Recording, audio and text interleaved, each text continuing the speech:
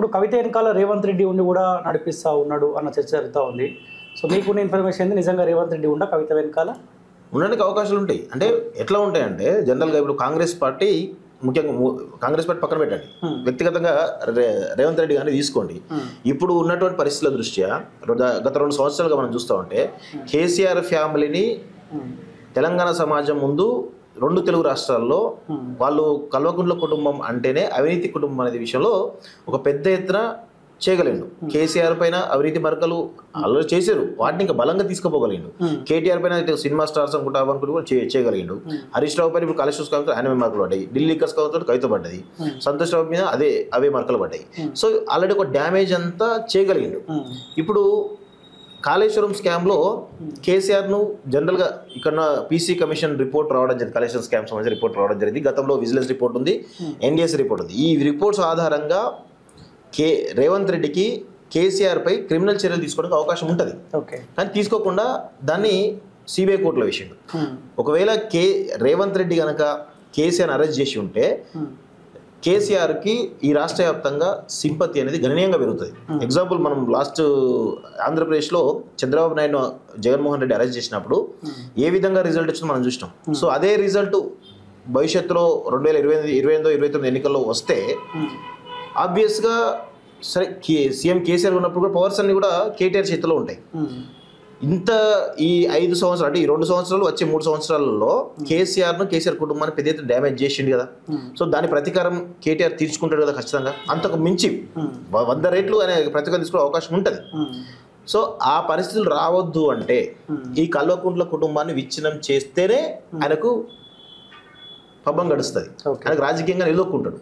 లేదనుకో రేపు పరిస్థితులు మారి ప్రభుత్వాలు మారినప్పుడు బీఆర్ఎస్ పార్టీ వస్తుంది. అందుకే చాలా తెలివిగా రేవంత్ రెడ్డి కేసీఆర్ అరెస్ట్ చేయకుండా బీజేపీ కోర్టులో వేసిండు. సో ఇప్పుడు రేవంత్ రెడ్డికి ప్రధాన శత్రువు బీజేపీ కాదు, ఓన్లీ బీఆర్ఎస్, దానిలో కల్వకుంట్ల కుటుంబం మాత్రమే. సో ఒకవేళ బీఆర్ఎస్ పార్టీని క్లోజ్ చేసినాక బీజేపీ అధికారంలోకి వచ్చింది అనుకోండి, రేవంత్ రెడ్డికి అధికారం మాత్రమే కోల్పోతాడు.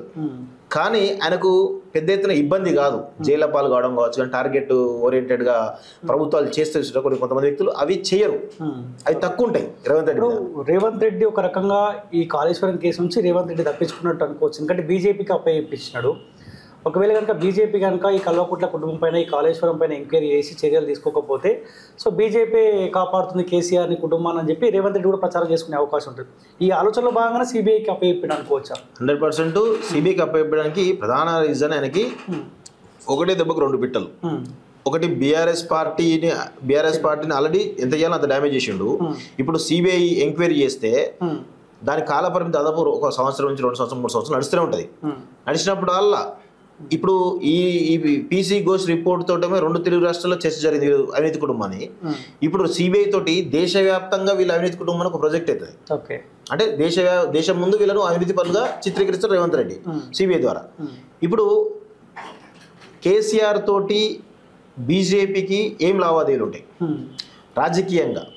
రాజకీయంగా బీఆర్ఎస్ పార్టీని క్లోజ్ చేస్తా, కేసీఆర్ని క్లోజ్ చేస్తే మేము లాభపడతాం అనుకుంటున్నాం, కేసీఆర్ అరెస్ట్ చేస్తారు.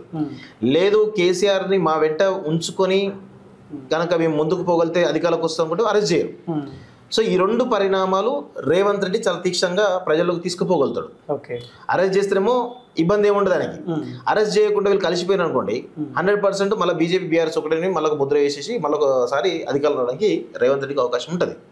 సో ఈ పరిణామాలన్నీ రేవంత్ రెడ్డికి అనుకూలంగా ఉంటున్నాయి. కవిత మాట్లాడుతూ కూడా ఈ తెలంగాణ రాష్ట్రంలో జరిగిన అవినీతికి మా నాన్నగారికి ఎటువంటి సంబంధం లేదు, ఓన్లీ హరీష్ రావు సంతోష్ రావు వీళ్ళిద్దరు కలిసి కాళేశ్వరం సంబంధించిన అవినీతికి పాల్పడ్డారు, తెలంగాణ రాష్ట్రంలో జరిగిన ప్రతి అవినీతిలో వీళ్ళిద్దరు భాగస్వామ్యం ఉన్నన్న మాటలు మాట్లాడుతూ ఉంది. నిజంగా తెలంగాణ రాష్ట్రంలో జరిగిన అవినీతికి కేసీఆర్కి సంబంధం లేదు అని మీరు అనుకుంటా ఉన్నారు కవిత మాటలు? 100% కేసీఆర్కు తెలియకుండా జరగదు. కాళేశ్వరం ప్రాజెక్టు డిజైన్ ఏదైతే ఉందో ఇప్పుడు కాదు, ఆయన ముందు నుంచి ప్రాణహిత చేవేళ్ళప్పటి నుంచి కూడా ఈ నీటి ఏవైతే గోదావరి కృష్ణా జలాలకు సంబంధించినటువంటి ఏవైతే ప్రాజెక్ట్ కట్టాలనుకున్నారో ఆ ప్రాజెక్టులన్నిటిపైన పూర్తి స్థాయి అవగాహన ఉంది కేసీఆర్కి. సో ఆ డిజైన్ నుంచి కూడా మొన్న ఇది 2019లో కాళేశ్వరం ప్రాజెక్ట్ ఓపెన్ అయ్యే వరకు కూడా పిన్ టు పిన్ కేసీఆర్ నుంచి జరిగింది. ఓన్లీ హరీష్ రావు అనేటోడు అలా తీసుకుంటే డైరెక్ట్గా ఒక ఇరిగేషన్ శాఖ మంత్రి కమిషన్ తీసుకోవచ్చు కాక, కానీ అలా జరిగినటువంటి కాంట్రాక్ట్ల విషయంలో కావచ్చు, ప్రాజెక్ట్ డిజైన్ విషయంలో కావచ్చు, అలా లొకేషన్ ఎక్కడ మేడిగడ్డ ప్రాజెక్ట్ ఎక్కడ కట్టాలి, సుందిల ప్రాజెక్ట్ ఎక్కడ కట్టాలి, అన్నారం ప్రాజెక్ట్ ఎక్కడ కట్టాలి, ప్లస్ అక్కడ నుంచి వాటర్ ఎస్ఎల్వీస్కి ఎట్లా తీసుకుపోవాలి, మిడ్ మార్కెట్ తీసుకుపోవాలి, మల్లన్న సాగర్ ఏంది, కొండపోచమ్మ సాగర్ ఏంది, ఆ నుంచి హైదరాబాద్కి ఎట్లా, ఈ ప్రాసెస్ అంతా కూడా కేసీఆర్ కంప్లీట్గా ఇంజనీర్లతోటి కొంతమంది ఎక్స్పర్ట్స్ తోటి కంప్లీట్గా ఆయన తెచ్చుకున్నాడు. అందులో కొంతమంది కాంట్రాక్టులు కూడా ఎవరైతే మెగా కృష్ణ లాంటి వాళ్ళు కానీ ఇలాంటి వాళ్ళతో కూడా కూర్చున్నాడు ఆయన. సో ఖచ్చితంగా ఇది కేసీఆర్ తెలియకుండా జరగదు.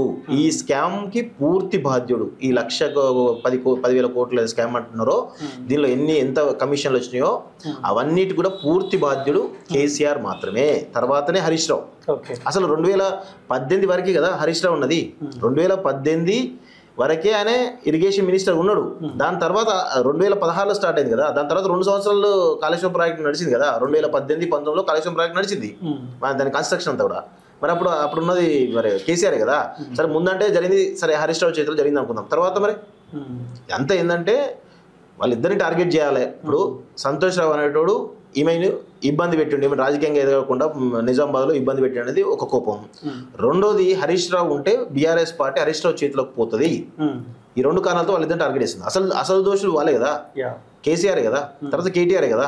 వీళ్ళకి తెలియకుండా రూపాయి అటు ఇటు ట్రాన్సాక్షన్ అవుతుందా?